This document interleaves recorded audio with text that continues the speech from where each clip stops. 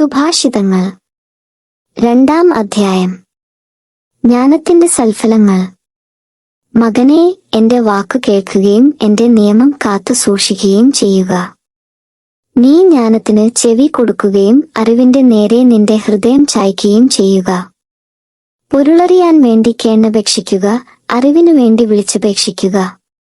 നീ അതിനെ വെള്ളിയെന്ന പോലെ തേടുകയും നിഗൂഢ നിധിയെന്ന പോലെ അന്വേഷിക്കുകയും ചെയ്യുക. അപ്പോൾ നീ ദൈവഭക്തി എന്തെന്നു ഗ്രഹിക്കുകയും ദൈവത്തെക്കുറിച്ചുള്ള അറിവ് നേടുകയും ചെയ്യും. എന്തെന്നാൽ കർത്താവ് ജ്ഞാനം നൽകുന്നു, അവിടുത്തെ വചനത്തിൽ നിന്ന് അറിവും വിവേകവും പുറപ്പെടുന്നു.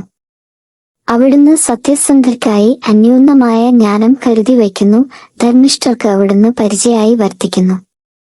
അവിടുന്ന് നീതിയുടെ മാർഗങ്ങൾ സംരക്ഷിക്കുന്നു, തന്റെ വിശുദ്ധരുടെ വഴി കാത്തു സൂക്ഷിക്കുന്നു. അപ്പോൾ നീ നീതിയും ന്യായവും ധർമ്മവും എല്ലാ നല്ല വഴികളും ഗ്രഹിക്കും. ജ്ഞാനം നിന്റെ ഹൃദയത്തിൽ നിറയുകയും അറിവ് ആത്മാവിനെ ആഹ്ലാദിപ്പിക്കുകയും ചെയ്യും. വിവേചനാശക്തി നിന്നെ കാത്തുകൊള്ളുകയും അറിവ് നിന്നെ സംരക്ഷിക്കുകയും ചെയ്യും. ദുർമാർഗത്തിൽ നിന്നും ദുർഭാഷികളിൽ നിന്നും അത് നിന്നെ മോചിപ്പിക്കും. അവരാകട്ടെ ഇരുളിന്റെ വഴികളിൽ ചരിക്കാൻ സത്യസന്ധതയുടെ മാർഗങ്ങൾ ഉപേക്ഷിക്കുന്നു. അവർ തിന്മ ചെയ്യുന്നതിൽ സന്തോഷിക്കുകയും അതിന്റെ വൈകൃതത്തിൽ ആഹ്ലാദിക്കുകയും ചെയ്യുന്നു.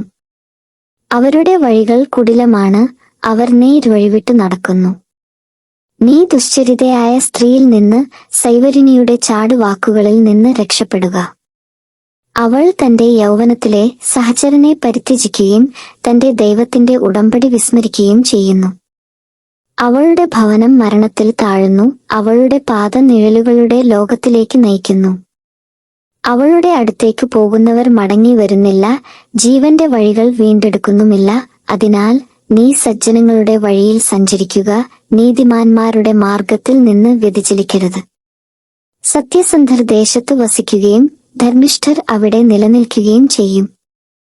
ദുഷ്ടരാകട്ടെ ദേശത്തു നിന്ന് വിച്ഛേദിക്കപ്പെടും, വഞ്ചകർ പിഴുതെറിയപ്പെടും.